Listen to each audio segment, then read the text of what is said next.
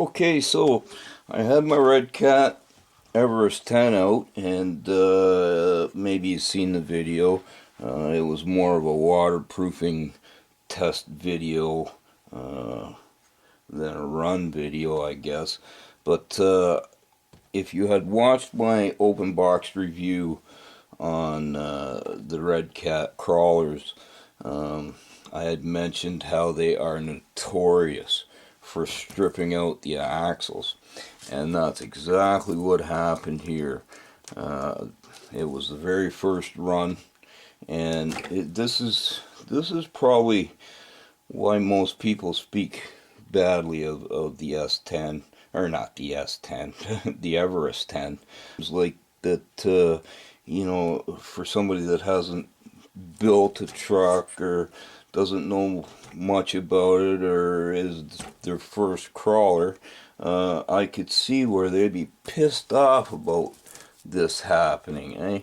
This was a brand new truck, very first time out, and now I can't run it.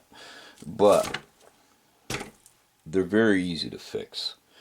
So the first thing we're going to do is tear off these front tires.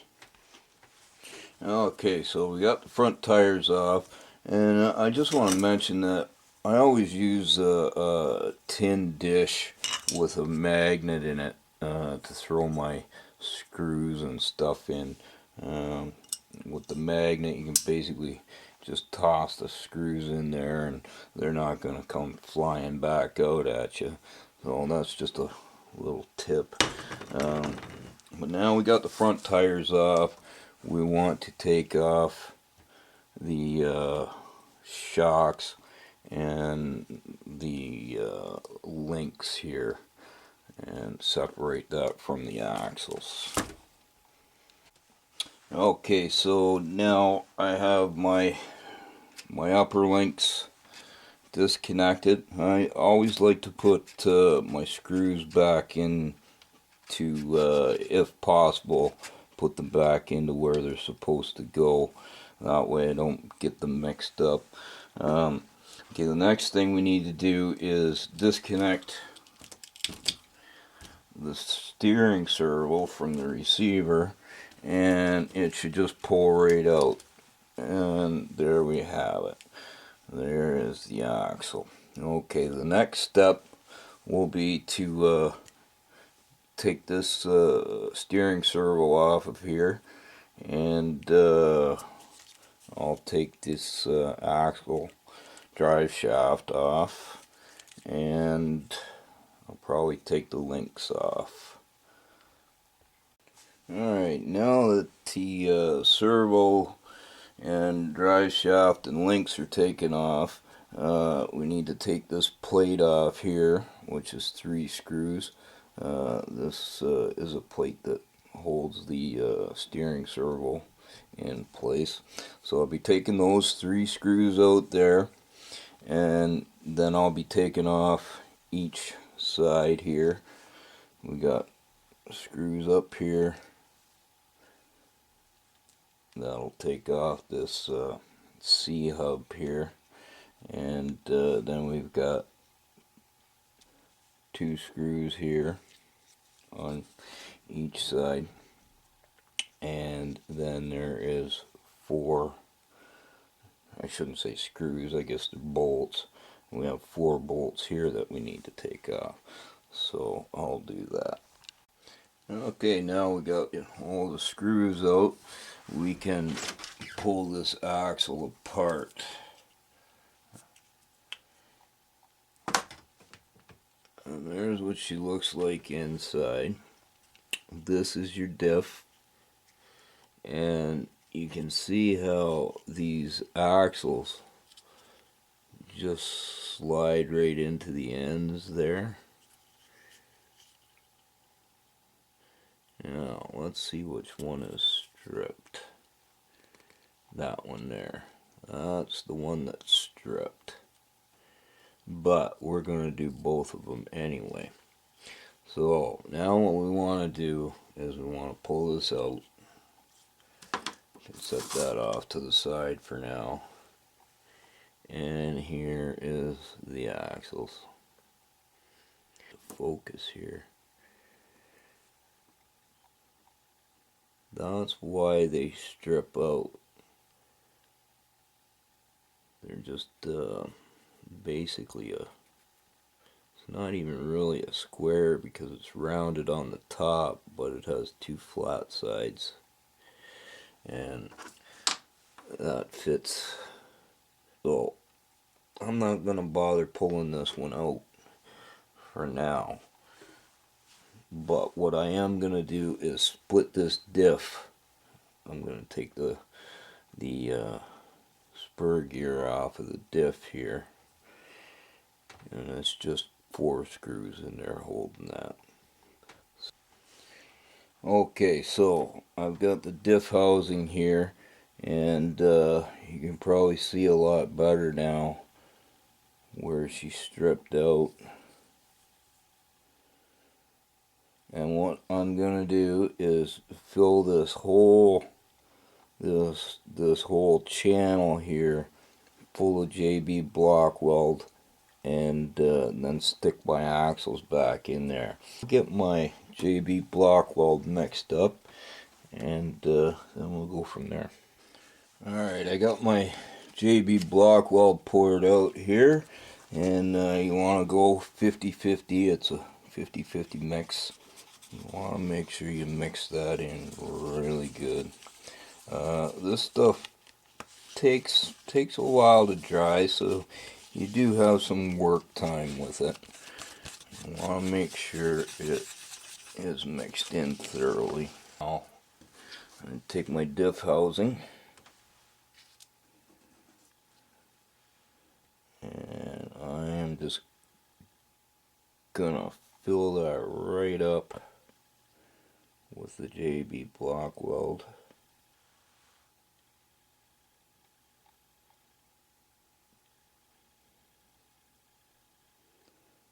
And there's the other side. Make sure it's all pushed in there.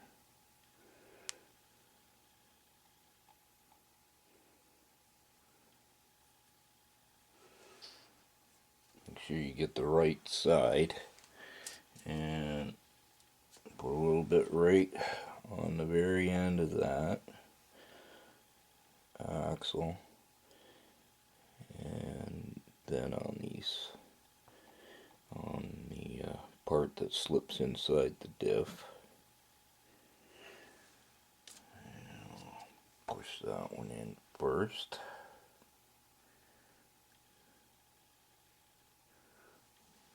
Move it back and forth a little bit just to make sure it gets in there good.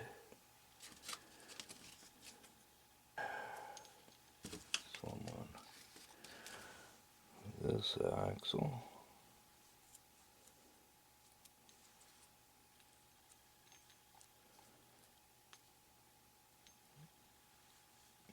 Good. Now make sure the bearings are on, which they are. And push that one in there. Now you're going to have some access that comes out, so you want to clean off that access. And don't get any on your bearings. Try not to get any on your bearings. Alright, now I've got my gear screwed back on here, and I'm just going to clean up the edges here. Make sure there's no JB block weld where the bearing is going. And if you notice, I finally did put my tape on there to hold the bearing, which I should have done right off the hop, but I didn't.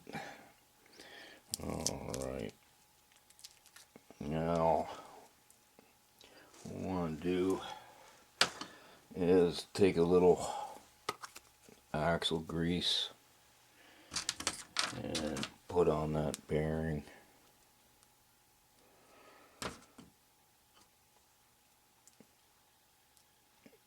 spread it around on that bearing, and that way that JB block weld shouldn't stick to the bearing. I should be able to pop it right back on there. Get back into the line of sight for you guys here. Alright. And we'll clean that up. Make sure there's no JB block weld on that bearing. We don't want any on there. Now make sure she's centered here.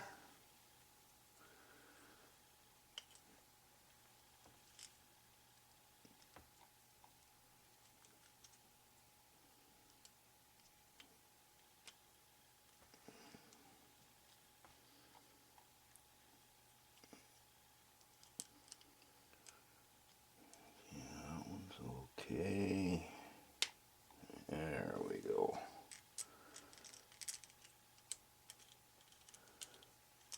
And there she is.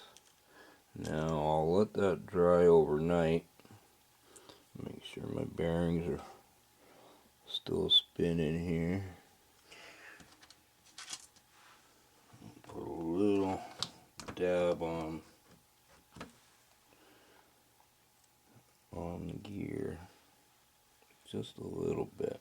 Don't need a lot on there.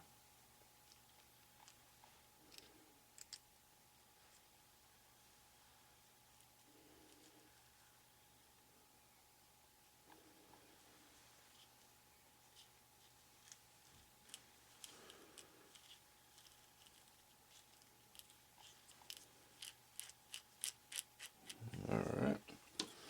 Make sure the top fits back on it. Figure out which way it goes. This way, I think. Oh, this way.